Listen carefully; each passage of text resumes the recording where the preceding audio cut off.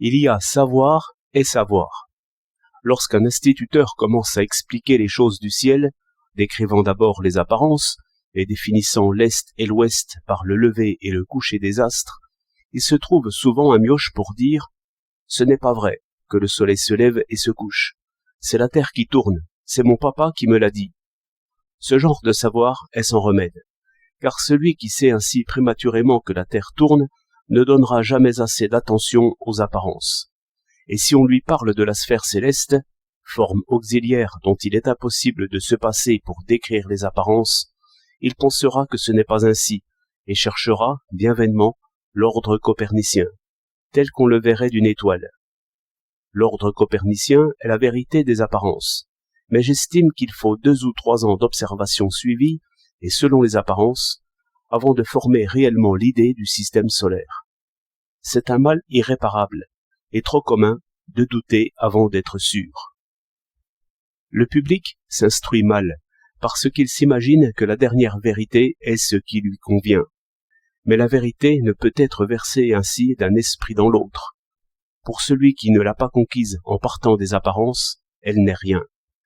Combien de gens ont ouvert les journaux en se disant « Voyons un peu si le principe de la conservation de l'énergie est toujours vrai. » Vaine ambition. On ne peut renoncer à ce que l'on n'a pas.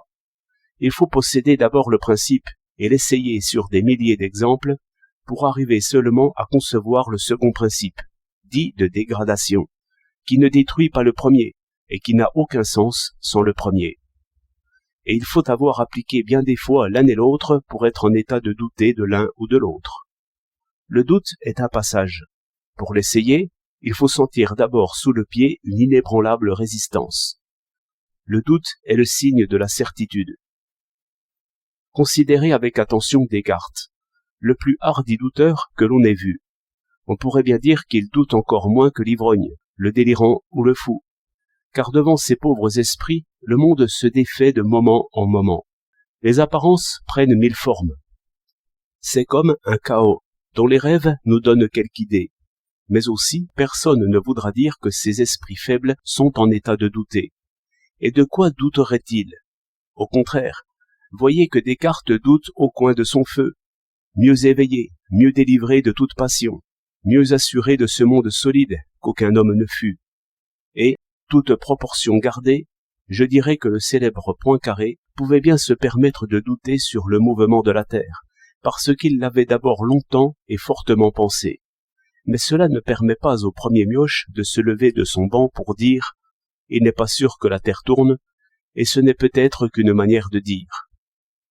Il y a une marche d'idée en idée, et finalement au-delà de toute idée, que chaque esprit doit suivre pour son compte, toujours soucieux de faire la vérité, mais peu curieux de la recevoir.